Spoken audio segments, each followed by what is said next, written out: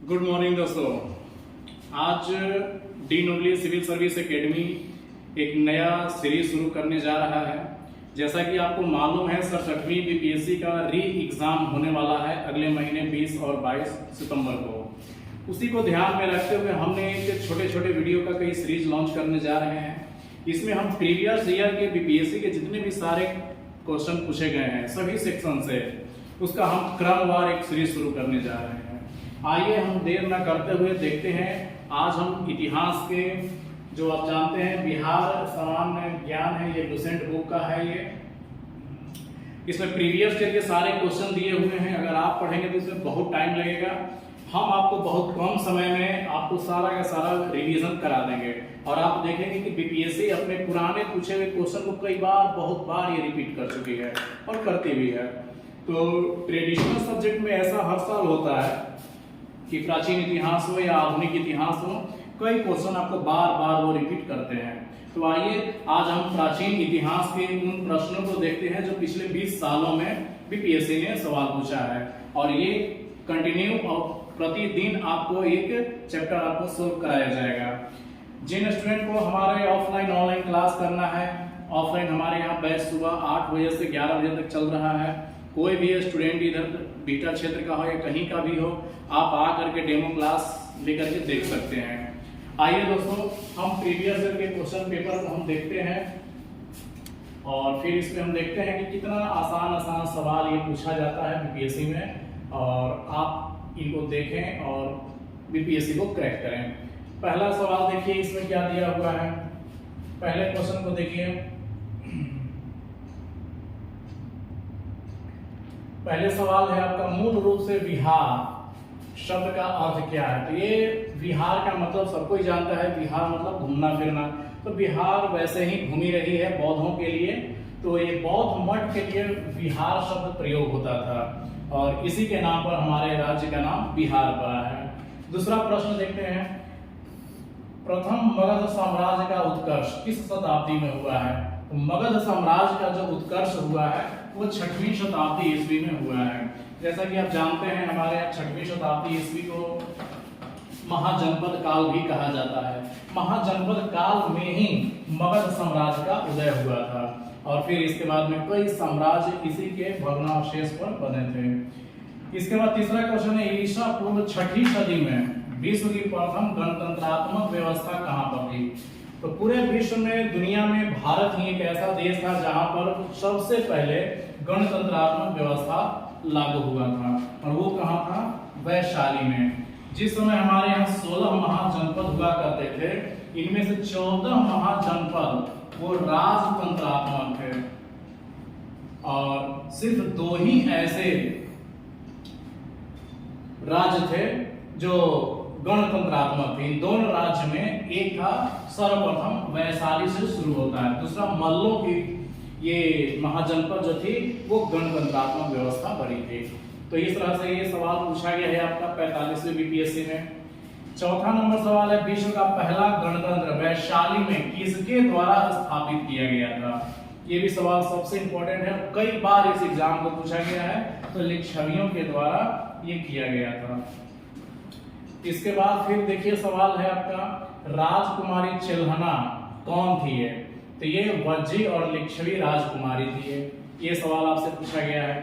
अजातशत्रु के वंश का नाम क्या था। तो जैसा कि आप जानते हैं अजातशत्रु किस वंश से संबंधित था। अजातशत्रु ये संबंधित था हर्यक वंश से। हर्यक वंश से आप जानते हैं जिसका संस्थापक बिंबिसार था और इसके बाद अजातशत्रु आया। अजातशत्रु के बाद उदयन आया। उदयन के बाद फिर इसका अंतिम शासक था नागशक और इस तरह से ये अजातशत्रु वंश का नाम हर्यक वंश का था। तो देख रहे हैं ये लेटेस्ट 2011 में ये सवाल पूछा है और बार बार ये सवाल को ये रिपीट करता है ये। आइए अगला क्वेश्चन को हम देखते हैं। 7 नंबर क्वेश्चन को हम देखते हैं। 7 नंबर सवाल को अगर हम देखें तो इसमें आपको ये समझ में आएगा, अजातशत्रु ने अवंती के हमले से बचने के लिए किलेबंदी की थी। वह किला कहाँ बनवाया गया था। तो ये किला बनवाया गया था राजगीर में बनवाया गया था। अजातशत्रु का मतलब कौन है, ये हर्यक वंश वाला शासक है। अजातशत्रु किस राज्य को पराजित नहीं कर सका है, तो अजातशत्रु के लिए बहुत ही शर्मनाक ये बात रहा था कि अवंती के राजा चंड प्रद्योत को ये हरा नहीं पाया था ये। इसके बाद फिर ये सवाल है, मगध की प्रारंभिक प्रथम राजधानी कौन सी थी? तो सब कोई जानता है 5 पहाड़ियों से घिरा हुआ वो राज्य था, वो राजधानी था राजगीर का, जिसका अस्तित्व आज भी है। इसके बाद हम 10 नंबर क्वेश्चन देखेंगे, किस शासक द्वारा सर्वप्रथम पाटलिपुत्र का राजधानी के रूप में चयन किया गया था? तो ये उदयन ने पाटलिपुत्र को बनाया, उदयन ने सबसे पहले पटना को राजधानी बनाया। तो इस तरह से आप देखेंगे कि कितना आसान सवाल, और ये सवाल तो देखिए 9 नंबर को 47वीं बीपीएससी पूछा, 53वीं बीपीएससी पूछा, फिर इसके बाद 65वीं बीपीएससी लेटेस्ट 2020 में भी ये पूछ लिया है। इसलिए आपको प्रीवियस ईयर के क्वेश्चन पेपर को बिल्कुल नहीं छोड़ना है। आप हमारे साथ जुड़े रहिए और हम आपको बहुत ही कम समय में सारे के सारे प्रीवियस ईयर पेपर को बहुत अच्छे से रिवीजन कराएंगे, और इस बार बीपीएससी से बिल्कुल मत चुके। आइए अगला क्वेश्चन को हम देखते हैं, 11 नंबर सवाल को हम देखते हैं। 11 नंबर ये सवाल कह रहा है, पाटलिपुत्र के संस्थापक कौन थे? तो वही सवाल को फिर से घुमा फिरा करके पूछा है, उदयन है इसके संस्थापक। देखिए 2-2 बार ये सवाल रिपीट किया है, 2-2 बार ये रिपीट किया है, हर सवाल ये रिपीट करता है ये। 12 नंबर सवाल है, उदयन के बाद मगध साम्राज्य पर किस राजवंश का शासन स्थापित हुआ था? उदयन किस वंश का था? ये हर्यक वंश का था। ये हर्यक वंश के बाद फिर कौन वंश आता है? शिशुनाग वंश आता है। शिशुनाग वंश के बाद फिर कौन आता है? नंद वंश आता है। नंद वंश के बाद फिर मौर्य साम्राज्य आता है। तो इस तरह से ये क्रम बना हुआ है। अब प्राचीन इतिहास पढ़ेंगे तो बहुत ही अच्छे से ये सब कालक्रम बताया जाता है। तो 12 नंबर का उत्तर हो गया आपका सी, शिशुनाग वंश। 13 नंबर है, किस मगध सम्राट ने स्वयं को एकराट कहा था? तो एकराट में ये महापद्मनंद कौन था? तो ये नंद वंश के ये संस्थापक थे, ये महापद्मनंद। तो महापद्मनंद ने इस तरह से अपने आप को एकराट कहा था। एकराट का मतलब ये था कि उसके जैसा फिर धरती पर कोई नहीं था, ये एकराट है। इसके बाद 14 नंबर सवाल है, नंद वंश के पश्चात मगध पर किस राजवंश ने शासन किया था? मगध पर किस वंश के बाद? नंद वंश के बाद। अभी आपको हमने बताया था इसके बाद हर्यक वंश से बताते हुए कि नंद वंश के बाद फिर मौर्य वंश का शासन हुआ था। नंद वंश का अंतिम शासक था घनानंद, और घनानंद को चंद्रगुप्त की सहायता से चाणक्य की सहायता से चंद्रगुप्त मौर्य ने नंद वंश को हराया था। फिर इसके बाद में 15 नंबर सवाल है, निम्नलिखित में से मगध का कौन सा राजा सिकंदर महान के समकालीन था? तो ये घनानंद था। उस समय नंद वंश का शासन चल रहा था और सिकंदर ने फिर उधर से आक्रमण किया था।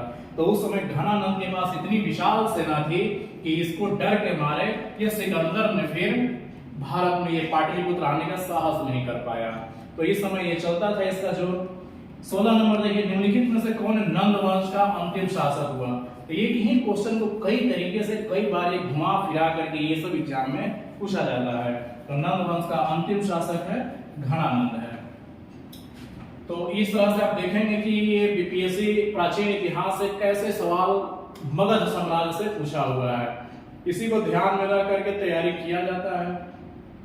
आइए अगला सवाल को हम देखते हैं।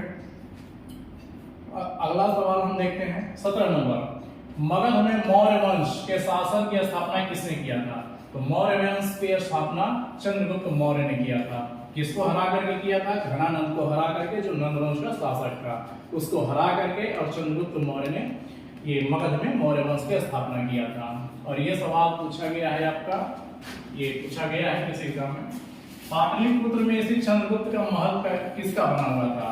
तो ये लकड़ी का बना हुआ था। आज भी आप पटना में कुम्हरार पार्क जो आप जाएंगे तो कुम्हरार पार्क जो बेसिकली जो था वो चंद्रगुप्त मौर्य का ही वो लकड़ी का महल था। तो आज पुरातत्व विभाग के द्वारा वो संरक्षित किया हुआ है। 19 नंबर है, जिसके ग्रंथ में चंद्रगुप्त मौर्य का विशिष्ट रूप से वर्णन हुआ है, वह कौन सा ग्रंथ है जिसमें चंद्रगुप्त मौर्य के बारे में विस्तार रूप से बताया गया है?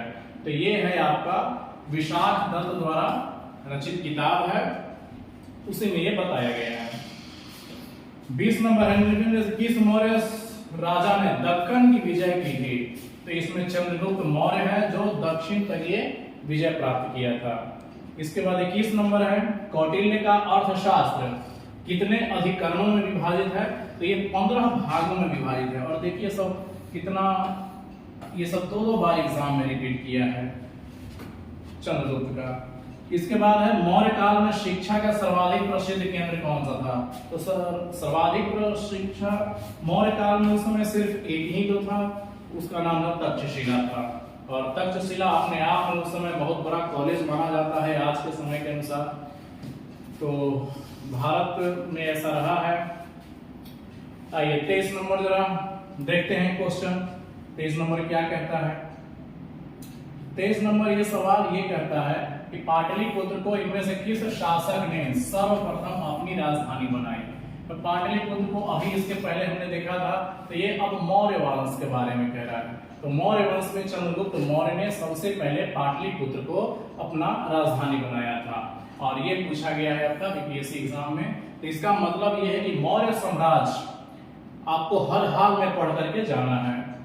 इसके बाद मेगास्थनीज की पुस्तक का नाम क्या था? तो ये तो देखिए जनरली क्वेश्चन है, कितना बार ये पूछे हुए हैं बीपीएससी। 2005 में भी पूछा है, 2015 में भी पूछ लिया है। तो ऐसे ऐसे क्वेश्चन को एकदम कंठस्थ रट के जाना है। एक दो सवाल से ही आपका मेरिट बन सकता है। मेगास्थनीज दूत था, किसका दूत था वो? तो वो दूत था यहाँ पर सेल्यूकस निकेटर का था। सेल्यूकस निकेटर कौन था? तो वो सिकंदर का सेनापति था। ये सिकंदर का सेनापति सेल्यूकस निकेटर, और सेल्यूकस निकेटर का राजदूत था ये मेगास्थनीज। और ये भारत में आया था किसके दरबार में? चंद्रगुप्त मौर्य के दरबार में। और यहीं पर वो रह करके इंडिका किताब लिखा था। और इंडिका किताब में पटना के बारे में, पटना पाटलिपुत्र का प्रशासन के बारे में लिख करके वो गया था। आज इसकी पांडुलिपि थोड़ी बहुत बची हुई है, उसी से बहुत सारा किताब में लिखा हुआ है इसके प्रशासन के बारे में। देखिए क्वेश्चन आ गया, वह स्रोत जिसमें पाटलिपुत्र के प्रशासन का वर्णन उपलब्ध है। तो किसमें उपलब्ध है? तो ये आपका इंडिका पुस्तक में है, जो आपका उसने बना करके गया है। अगला देखते हैं 27 नंबर सवाल। बहुत इंपॉर्टेंट ये सवाल है, कई बार ये एग्जाम में आया है और आते रहेगा ये। आइए देखते हैं क्या है। सेंट्रोकोटस के से चंद्रगुप्त मौर्य की पहचान किसने किया था? तो जब अंग्रेज हमारे देश में आए थे तो वही क्रमबद्ध इतिहास को लिखना शुरू किए थे। उन्होंने ही बार बार प्राचीन किताबों में सेंट्रोकोटस का उल्लेख मिलता था, लेकिन वो जोड़ नहीं पाते थे। यही विलियम जोन्स ने भारत में एक संस्था स्थापित किया था, एशियाटिक सोसाइटी। एशियाटिक सोसाइटी के माध्यम से ग्रंथों को अध्ययन करने के बाद विलियम जोन्स ने ही सबसे पहले सेंट्रोकोटस को चंद्रगुप्त मौर्य के बारे में जोड़ा और उसे वो कहा था इसने। 28 नंबर है, अर्थशास्त्र के अनुसार सीता भूमि का अभिप्राय क्या है? तो सीता भूमि वह भूमि होती थी जो जनजातियों द्वारा जोती जाने वाली भूमि थी। इसके बाद 29 नंबर, केवल वह स्तंभ जिसमें अशोक ने स्वयं को मगध का सम्राट बताया है। तो सिर्फ एक ही ऐसा उसका मिला है, मस्की का लघु शिलालेख। इसके बाद 30 नंबर, अशोक के शिलालेख में प्रयुक्त भाषा है। तो कौन सी भाषा था उसका भाई? तो उसकी भाषा था पाली भाषा में वो लिखता था। 31 नंबर है, अशोक के प्रस्तर अभिलेख के प्रतीक थे। क्या चीज का प्रतीक था? तो प्रशासन चलाने के लिए वो जगह जगह पर पत्थर के टुकड़े खोद करके स्तंभ बना करके और उसमें प्रशासन संबंधित बातों को वो लिखता था ये अशोक। और इसके बारे में आपको पढ़ना है। तो आप इन सब प्रश्नों को देख करके इस बार के एग्जाम को अंदाजा लगाइए और जाइए। तो बिना इन सब के पढ़े हुए नहीं जाना है आपको। 32 नंबर सवाल को जरा देखिए। अशोक के ब्राह्मी अभिलेखों के सर्वप्रथम किसने पढ़ा था? तो ये जेम्स प्रीसेप जो है 1837 में ही ये इसने अशोक के अभिलेख को पढ़ लिया था। इसके बाद सम्राट अशोक के पिता थे। कौन से पिता थे भाई? बिंदुसार थे ये। और ये देखिए कई एग्जाम में ये पूछ चुका है। तो मगध साम्राज्य, मौर्य वंश में खास करके अशोक के बारे में तो बिल्कुल ही पढ़ करके आपको जाना है, इसको आप इग्नोर कर ही नहीं सकते हैं। अगर आप इसको इग्नोर कर गए, आइए अब हम देखते हैं अपने प्रश्नों की श्रृंखला में अंतिम चरण पर हम आ गए हैं। और आप देखेंगे कि हमने एक क्वेश्चन दिखाया आपको। आइए देखते हैं 34 नंबर, अशोक के धम्म का मूल संदेश क्या था?